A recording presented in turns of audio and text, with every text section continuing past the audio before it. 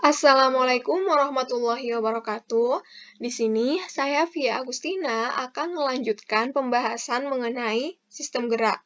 Nah, khususnya pada pembelajaran kali ini, kita akan membahas materi tentang otot. Nah, tujuan pembelajaran kita kali ini yang pertama yaitu diharapkan nantinya itu siswa dapat menjelaskan struktur dari otot. Yang kedua, siswa dapat menjelaskan mekanisme kerja otot. Dan yang ketiga, siswa dapat menganalisis sifat kerja otot. Nah, sebelum memasuki pembelajaran, ada yang tahu tidak apa yang dimaksud dengan otot? Nah, benar sekali. Jadi, otot ini merupakan jaringan pada tubuh kita yang merupakan alat gerak aktif yang nantinya itu dapat menggerakkan tubuh kita. Jadi, dalam proses pergerakan tubuh kita, otot ini sangat berperan aktif di dalamnya. Nah, otot pada tubuh kita itu ada 3 macam. Yang pertama, yaitu ada otot luri, yang kedua ada otot jantung, dan yang ketiga ada otot polos, di mana ketiganya itu memiliki karakteristik yang berbeda-beda. Nah, yang pertama yaitu tentang fungsi otot. Nah, fungsi otot ini pada manusia itu secara umum ada 3, yaitu yang pertama untuk melakukan pergerakan. Jadi, otot ini berfungsi untuk melakukan pergerakan, baik gerakan tubuh yang mudah diamati maupun gerakan tubuh yang tidak mudah diamati. Contohnya, pada gerakan tubuh yang mudah diamati itu seperti halnya kita berlari, berjalan, sedangkan untuk gerak tubuh yang tidak mudah diamati itu, contohnya seperti gerakan pada organ-organ dalam tubuh, seperti gerak peristaltik, alat-alat pencernaan, denyut jantung, dan lain sebagainya. Yang kedua, otot itu berfungsi untuk menopang dan memelihara postur tubuh kita. Terus yang terakhir yaitu untuk memproduksi panas, di mana ketika otot itu berkontraksi, itu dapat menghasilkan panas, yang di mana itu untuk memelihara suhu tubuh kita. Contohnya nih, pada saat kita kedinginan, otot kita itu akan menggigil, sehingga nantinya itu akan menghasilkan panas. Nah, yang kedua yaitu tentang sifat otot, di mana sifat otot ini ada 4, yaitu ada kontraktilitas, ada eksitabilitas, ada ekstensibilitas, dan juga ada elastisitas.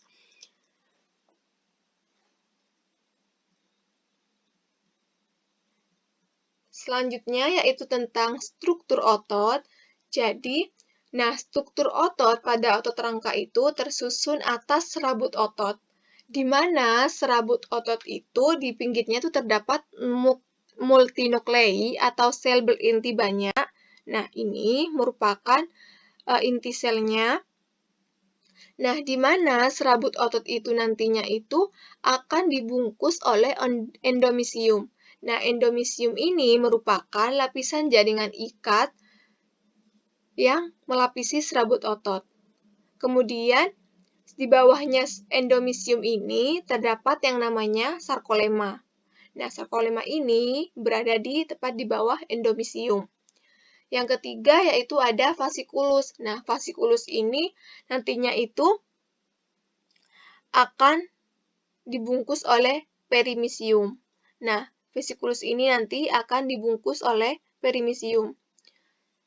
Nah, sedangkan terdapat epimisium. Nah, epimisium ini nantinya ini itu merupakan pembungkus dari keseluruhan otot. Jadi, seluruh otot itu dibungkus oleh epimisium.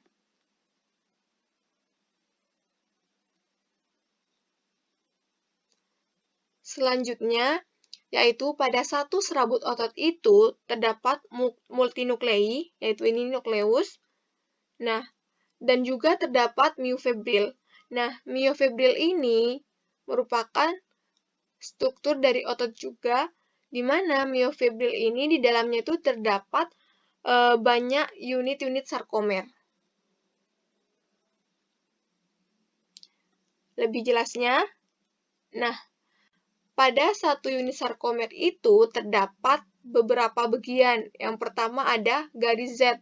Nah, garis Z ini pada gambar di samping, nah ini Z line, di mana garis Z ini merupakan pembatas dari satu sarkomer dengan sarkomer yang lainnya. Jadi ini, dari sini ke sini merupakan sarkomer, di mana pembatas antara satu sarkomer dengan sarkomer yang lainnya itu dibatasi oleh Z line atau garis Z. Yang kedua yaitu ada filamin tebal dan juga filamin tipis, atau yang biasa disebut dengan miosin dan aktin. Nah, pertama, filamin tebal. Nah, filamin tebal ini merupakan filamin tebal, yaitu miosin. Sedangkan filamin tipisnya ini yang berwarna hijau, yaitu aktin. Nah, di sini ini merupakan filamin tebal, sedangkan yang ini, yang hijau ini, merupakan aktin, yaitu filamin tipis. Selanjutnya, ada yang disebut dengan pita I. Nah, pita I ini merupakan, yang ini, merupakan bagian pita yang berisi filamin tipis atau aktin. Nah, pita I ini, sedangkan untuk pita A ini bagian gelapnya. Kenapa disebut bagian gelap? Karena terdapat tumpang tindih antara aktin dan miosin. Nah, ini yang hijau merupakan aktin dan yang ungu ini yang tebal merupakan miosin.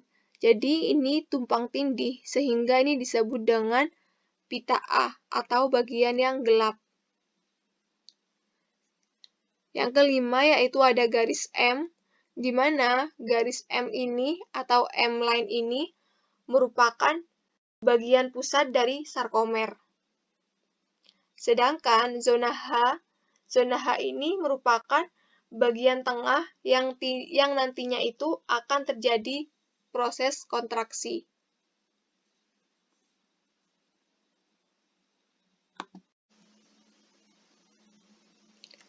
Nah, selanjutnya yaitu tentang mekanisme kerja otot.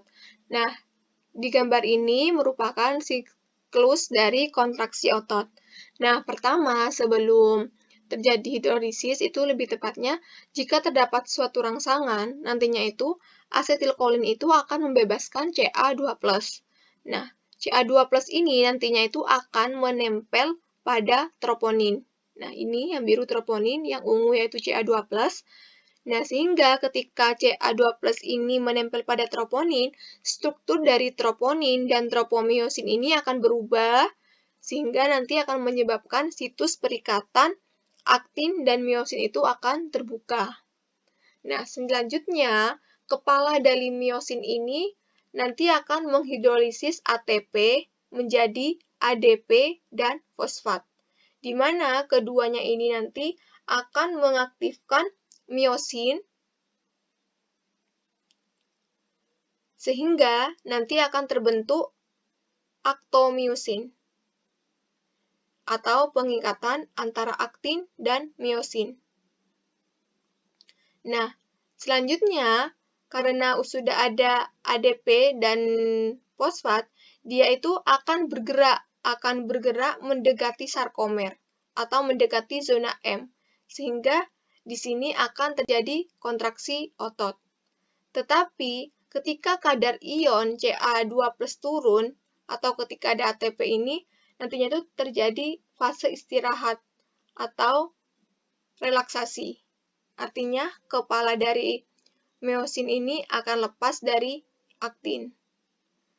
Tetapi nantinya ketika ada rangsangan dan terdapat Ca2+, nanti akan kembali ke siklus yang pertama, sehingga nantinya itu akan terjadi kontraksi lagi.